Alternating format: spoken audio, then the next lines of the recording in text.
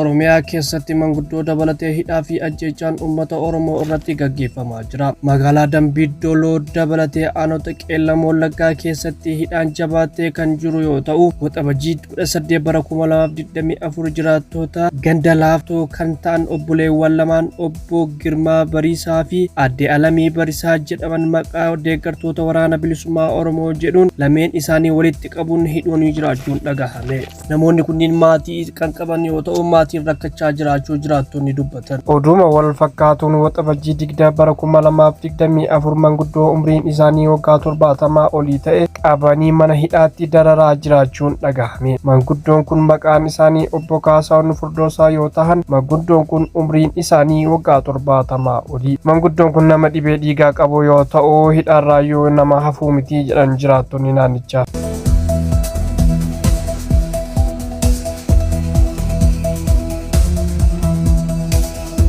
Waraanni mootummaa Itoophiyaa ilmaan Oromoo hiraarsuuf Oromiyaa bakkeewwan adda addaa keessatti bobbaafaman guyyaa guyyaadhaan dhiiga lammiilee nagaa lolaasaa ooluun dabalatee saamicha daangaa hin qabne, hidhaa fi reebicha jabaas hawaasa irratti raawwachuun miidhaalee qaamaa garaagaraa irraan gahuun jiruu fi jireenya Oromootaa maraa mancaasaa jiru. Harargee Bahaa Aanaa Malkaa Bal'oo magaalaa Jaajaa keessatti kaadiroonnii fi waraanni sirnichaa abbootii qabeenyaa kanneen daldalaa fi dukkaana qaban mallaqa maqaa hin beekamneen irraa saamaa kan jiran yoo ta'u, kanneen didan irratti reebicha hamaa fi hidhaa gaggeessaa jiraachuun maddeen gabaasan. Haaluma kanaan abbootiin qabeenyaa kunniin saamicha irratti raawwatamaa jiru kanneen kasaaraa keessa galuun dukkaana isaanii cufanii baqachaa jiru. Kana malees namoonni hedduun jiruu isaanii irraa maqaa deeggartoota waraana bilisummaa Oromoo jedhuun qabanii waajjira poolisii aanichaatti dararaa hamtuu irraan gahaa jiraachuu hawaasni naannichaa dubbatan.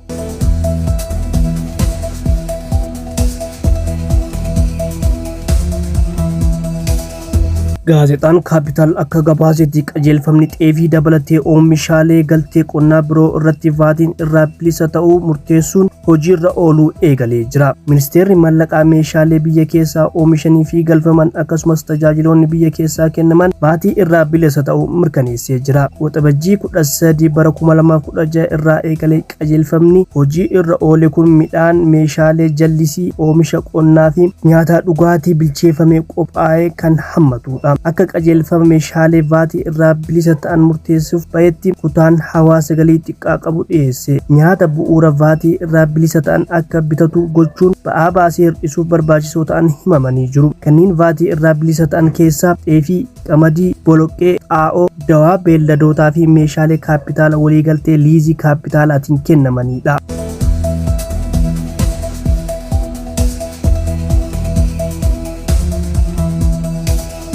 Buqqaatonni naannoo Tigraay irraa buqqaan guyyaa kaleessaa jechuun waxabajjii 23 bara 2024 hiriira ba'uun sagalee dhageessisaa oolanii jiru.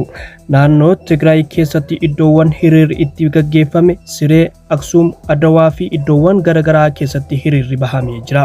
Buqqaatonni kunniin gaafii isaanii gurguddoon hojjennee akka nyaannuuf qe'ee keenyatti nu deebisaa, waliigaltee mootummaa federaalaa fi mootummaa yeroo Tigraay hojiirra haa oolu, mirgi uummata Tigraay haa kabajamu, sagaleen buqqaatota haa dhagahamu, dhaadannoowwan kanaa fi kan kana fakkaatan dhageessisaa oolanii jiru. Keessattuu buqqaatonni magaalaa Maqalee keessa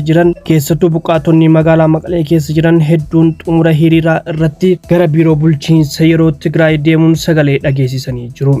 Hiriira kana irrattis mootummaan yeroo Tigraay ibsa xiqqoo kennanii jiru. Hiriira har'aa isa dhumaa taasisuudhaaf qaama dhimmi ilaallatu wajjin qindoominaan ni hojjenna. Gara qe'ee keessanitti isin deebisuu ilaalchisee mootummaa naannoo Amaaraa wajjin haasahaa jirra jechuun dubbatanii jiru bulchiinsi yeroo Tigraay.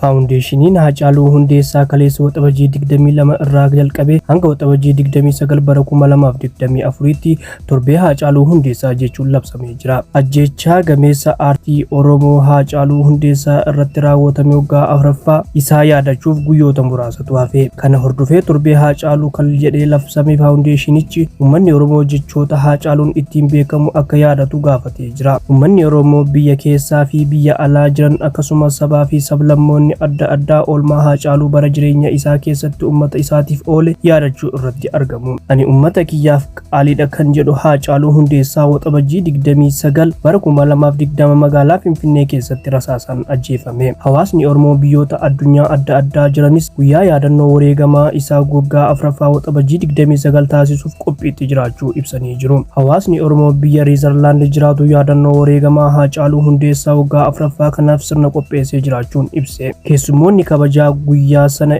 haadha warraa Haacaaluu Hundeessaa Aadde Faantuu Damisee, weellisaa Galaanaa Gaaromsaa, Dr. Awwal Aloo karaa toora Zoom inni hirmaatu jedhuun hawaasni Oromoo Riizarlaand jiraatan. Akkasuma guyyaa sana waxabajjii 29 bara 2024 fiilmiin haaraan akka agarsiifamus ibsanii jiru.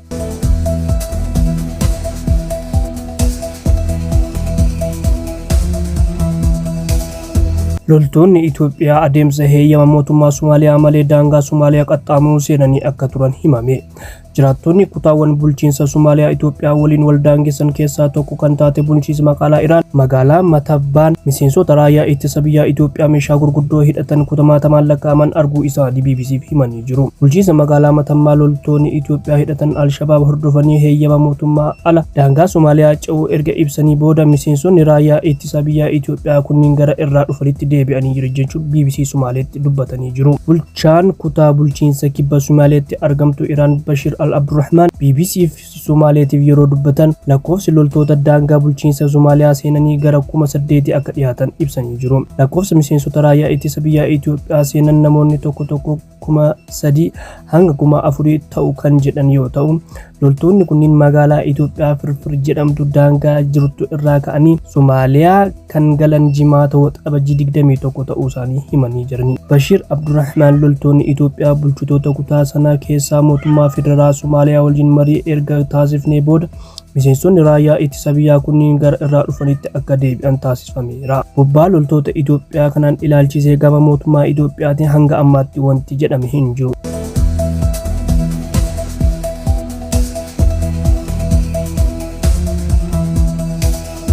Egaa hordoftootaa fi dhaggeeffattoota keenya odeeffannoo keenya guyyaa har'aa kanumaan goolabnee jirra. Odeeffannoo keenya biraatiin hamma walitti deebinutti nagaan turaa. Namoonni YouTube kanaaf haaraa taatan subscribe gochuun maatii YouTube keenyaa akka taatan isin jecha, akkasuma like share gochuun jajjabeessaan dhaamsa keenyaa waan nu dhaggeeffattaniif galatooma.